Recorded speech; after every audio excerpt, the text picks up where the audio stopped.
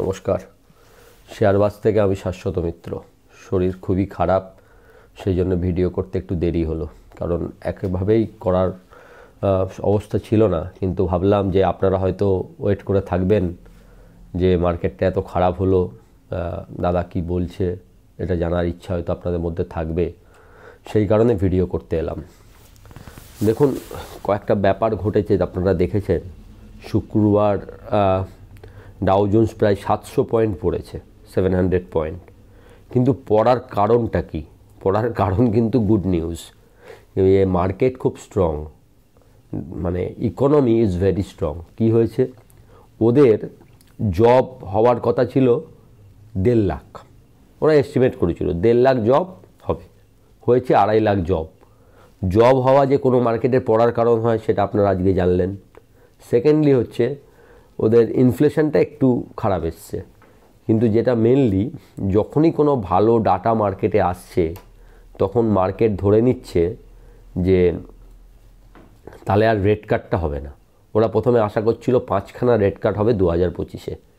Already লোকে সেটা, কোনো ব্যাংক 3টে, কেউ 2টো, একমাত্র কার একটা দেখলাম তারা এখনও 5টাতে ভাবছে 5টাই হতে পারে, বাকি সবাই 3টে বা 2টোতে নামিয়ে এনেছে। এবং মার্চে যে পলিসিটা আছে সেই পলিসিতে রেড কার্ড হবে না এমন অলরেডি 40% লোক, ওদের তো অলওয়েজ পোল চলে, তাহলে 40% লোক ভাবছেন যে ওখানে হওয়ার চান্স নেই। 50%, প্রায় 50। তো এই সব কারণে মানে গুড ডাটা এটাকে খারাপ মার্কেট করে দিচ্ছে। অ্যাকচুয়ালি ডাও যদি আপনি তাকান, তাহলে ডাও, আমরা বলি না অনেক সময় we are in a win win situation, ডাও আছে লুজ লুজ সিচুয়েশানে। কেন বলুন তো? যদি ওদের 15 তারিখ থেকে রেজাল্ট সিজন শুরু হবে, যদি ওদের ইকোনমি খারাপ হয়, মার্কেট টু হাই, আমি বারবার বলেছি মার্কেট অনেক ওপরে আছে, তাহলে সেখানেও পড়বে। আবার ইকোনমি ভালো থাকলে কি হচ্ছে, ওদের রেড কার্ড হবে না, সেখানে মার্কেট বাড়তে পারছে না। That is the problem of Dow. কিন্তু যদি খুব ভালো রেজাল্ট থার্ড কোয়ার্টারে এসে যায়, বা ট্রাম্প যদি এমন কিছু করেন, ট্রাম্প নিশ্চয়ই চাইবেন না যে 20 তারিখে মার্কেটে আসার পর খুব খারাপ কিছু হোক।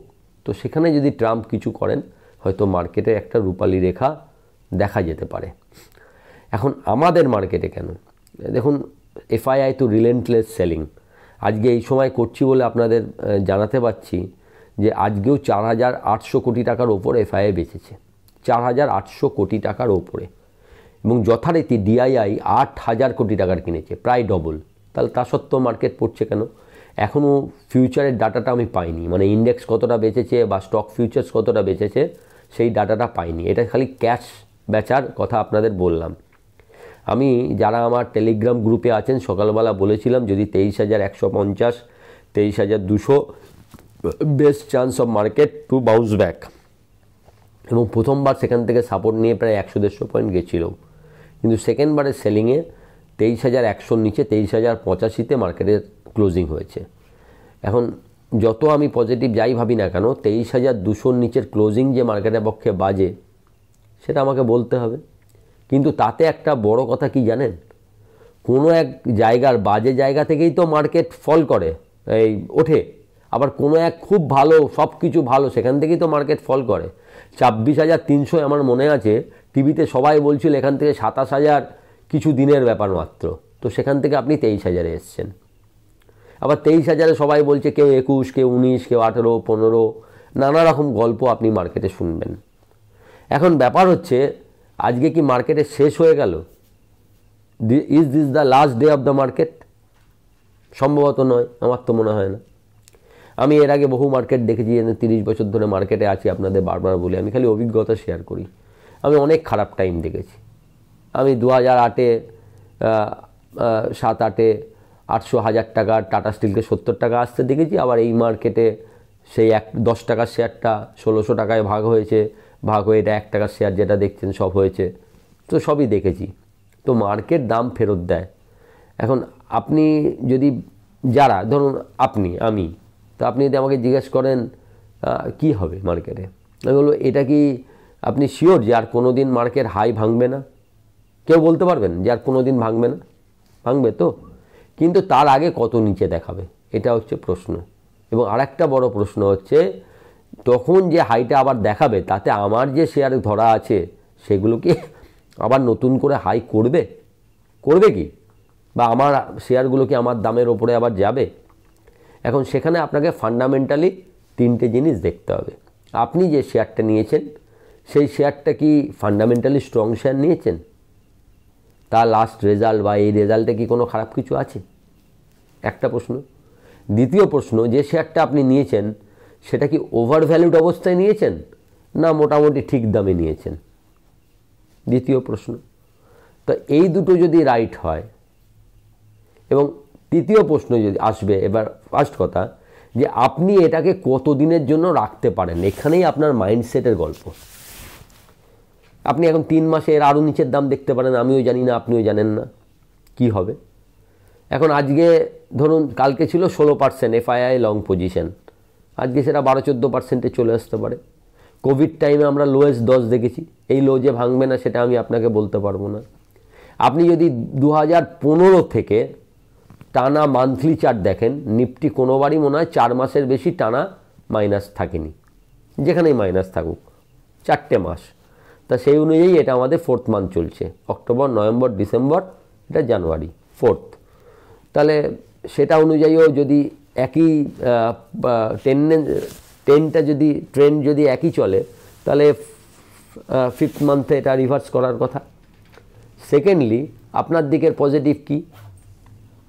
ফার্স্ট পজিটিভ হচ্ছে মার্কেট যদি এখান থেকে অনেক নিচেই যাবে আমি ধরে নিলাম, তাও নিচে গেলেও মার্কেট ডাইনামিক্স অনুযায়ী বেশি নিচে যাওয়ার আগে মার্কেটের একটা বাউন্স ব্যাক দেওয়া উচিত। সেই বাউন্স ব্যাকটা কত পদ্ধতি হতে পারে? 23,500 থেকে 23,800 দেওয়া উচিত। এখন মুশকিল হলো যখন 23,500 এখান থেকে আবার যাবে, সেটা যে নিচে লো করেই যাক না কেন, তখন হয়তো আপনি সবাই ভাবতে বসতে পারি যে এটা আমার তাহলে মার্কেট মনে হয় ঠিক হয়ে গেছে, এখান থেকে আরও ওপরে উঠবে।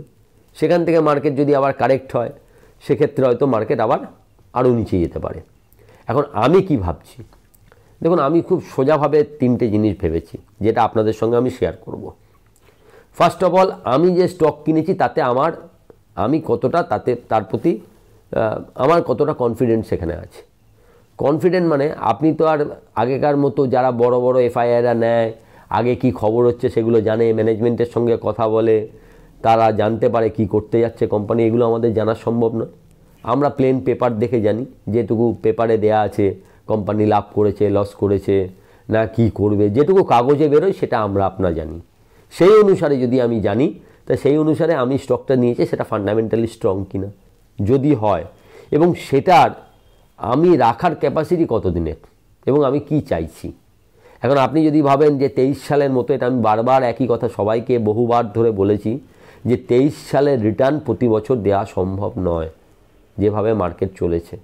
আমি 20-30 বছরের ইতিহাসে কোনোদিন 23 সালের রিটার্ন কাউকে দিতে দেখিনি, ইনক্লুডিং 2020 ধরেও বলছি। 23-এ যে ধরনের রিটার্ন মিড ক্যাপ বা স্মল ক্যাপ দিয়েছে এটা আমার দেখা নেই। সুতরাং সেই রিটার্ন যদি আপনি আশা করেন সেটা দেবে কিনা আমি জানি না, কিন্তু আপনি যদি সাধারণ রিটার্ন আশা করেন, যে রিটার্নে ওয়েলথ ক্রিয়েশন করা যায়, যে 16-20% CAGR, আমার মনে হয় কিছুদিন না পাওয়া গেলেও এই রিটার্ন আপনি নেক্সট 5 বছরে মার্কেট থেকে পাবেন। 5 বছরে মার্কেট খারাপ হয়ে যাচ্ছে এরকম কোনো ঘটনা আমি অন্তত দেখছি না। কারণ কি? আপনি এই মাসের IIP ডাটা দেখেছেন, IIP 5.2, মানে IIP ইন্ডাস্ট্রিয়াল প্রোডাকশানে উন্নতি ঘটেছে। ত্রৈমাসিক রেজাল্টটা জানুয়ারি থেকে বেরোতে শুরু করবে, আমরা মোটামুটি বুঝতে শুরু করব যে রেজাল্টগুলো কোন দিকে যাচ্ছে, কোম্পানির অবস্থা কি আছে। কিন্তু আপনি যদি GST, অ্যাডভান্স ট্যাক্স, এছাড়া আর যা আছে সেটার দিকে তাকান, তাহলে সেদিক দিয়ে এখনও পর্যন্ত কোনো খারাপ কিছু নেই। কিন্তু আমাদের জন্য অন্য একটা বিপদ ঘনিয়ে আসছে। কি বিপদ? Crude at $81। এটা আমাদের জন্য কোনো দিন ভালো নয়, কখনো ভালো নয়, কোনো দিক দিয়েই ভালো নয়। এখন এই বিপদটা কি ক্ষণস্থায়ী না থাকবে? দেখুন, যেটুকু মনে হচ্ছে আমেরিকার একটা এই নিয়ম যে রাষ্ট্রপতি চলে যাচ্ছে সে আরও 2 মাস থাকবে, এটা তো আপনি বদলাতে পারি না। তা যে চলে যাচ্ছে তার অন্য দল যখন আসছে, সে চেষ্টা করছে যতটা কাঁটা বেছানো যায়। ইউএস মানে রাশিয়ার ওপর স্যাংশন লাগিয়ে, নানা রকম স্যাংশন করে ক্রুডকে $81 তোলা হয়েছে। যে ক্রুড প্রায় হাঁটতে মানে দাঁড়াতে পারছিল না, তাকে দৌড়ানোর ব্যবস্থা করা হয়েছে। এখন $85 এবং যেখানে অলরেডি আমাদের টাকার দাম 86 আছে। টাকার দাম নিয়ে আমার চিন্তা নেই, কারণ টাকার দামটা হচ্ছে ওয়ার্ল্ড ফেনোমেনা। আপনাকে অনেকে বলতে পারে টাকার দাম পড়ে যাচ্ছে, বলবেন টাকার দাম আমার একার পড়েনি। আপনি ওয়ার্ল্ড ফেনোমেনা দেখুন যে লাস্ট 10 বছরে প্রতিটা কারেন্সি ডলারের অনুসারে কীরমভাবে পড়েছে, তাহলে আপনি বুঝতে পারবেন টাকা এখনও সেই অর্থে স্ট্রং। তো টাকাকে আমার ওই হিসাবে উইক লাগছে না।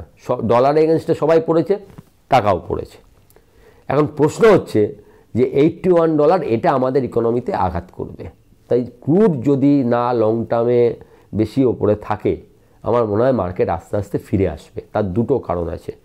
এক, ট্রাম্প চাইবে না 20 তারিখে বসেই সে প্রথম দায়িত্বটা নিয়ে নিক যে মার্কেট পড়ে যাক, এবং ট্রাম্পকে যা দেখা গেছে আগের বারেরটা, Trump is a market friendly প্রশাসক। সেকেন্ডলি হচ্ছে আমাদের বাজেট সামনে রয়েছে। এখন আমি আগের দিনও আপনাদের বলেছি, আজকেও বলে দিই যে বাজেট যেটা এটা ফার্স্ট ইয়ার বাজেট, এটা সবথেকে বেশি সম্ভাবনা থাকে this is the budget for the country, দেশের জন্য বাজেট। যে বাজেটে আপনি ক্যাপিটাল এক্সপেন্ডিচার সবথেকে বেশি করেন, কোনো রকম জনমোহিনী নীতির থেকে বড় বড় কাজ যেগুলো দেশের ভালোভাবে করেন, যাতে এমপ্লয়মেন্ট জেনারেশন হবে, টাকা খরচা হবে, এবং টাকা খরচা হলেই গ্রোথ আসবে। এবং আপনি হয়তো দেখেছেন যে আজকে বাইরের দুটো ব্রোকিং সংস্থাও ভারতের যে জিডিপিকে মোটামুটি 6.6, 6.7 বলেই ওরা বলছে, খুব একটা এর থেকে নিচে কেউ নিয়ে যায়নি। এবং আপনাকে মনে রাখতে হবে এই 6.6-এও ভারতবর্ষ হচ্ছে পৃথিবীর সবথেকে বেশি গতিতে এগিয়ে চলা একটা রাষ্ট্র। এটা আপনাকে মনে রাখতে হবে। এই অবস্থাতেও এই 6.6 এত খারাপ গ্রোথ নিয়েও, সুতরাং আমি পজিটিভ, আমি অত খারাপ দেখছি না। For the time being pain থাকতে পারে। এখন আপনি যদি লং টার্মের ইতিহাস দেখেন, কোনো একটা ইনভেস্টরকে দেখাতে পারবেন যে উইদাউট পেন সে বড় টাকা করেছে? আপনাকে আগের দিনে আমি ইনফোসিসের গল্প বলেছিলাম, কোনো একটা দিন যেখান থেকে বড় পয়সা হয়েছে। সেই ইনফোসিসও দেখবেন কত ওপর কত নিচ হয়েছে, তবে আজকের ইনফোসিসে ওই টাকাটা হয়েছে। তো এটা গ্লোবাল ফেনোমেনা, যে মার্কেটের phenomena. It's not a easy market যে আপনাকে টাকা সঙ্গে সঙ্গে দিয়ে দেবে, আপনি কিনলেন আর কিছু দেখবেন না, আপনি বিশাল বড় লোক হয়ে যাবেন। আপনারও তো গল্প বলার কিছু থাকবে, আপনারও থাকবে যে আমি কি কি ঝেলেছি দেখো, তবে আজকে আমি এই পজিশনে পৌঁছেছি।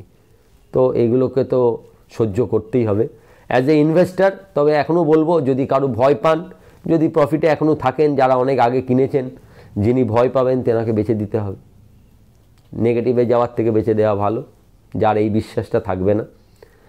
ব্যক্তিগতভাবে আমি রাখছি, দেখা যাক কি হয়। ভালো থাকবেন। আর ভিডিওটা ভালো লাগলে একটু লাইক শেয়ার করবেন, এবং যারা প্রথমবার দেখছেন সাবস্ক্রাইব করবেন, এবং আমার টেলিগ্রামকে ফলো করবেন। নমস্কার।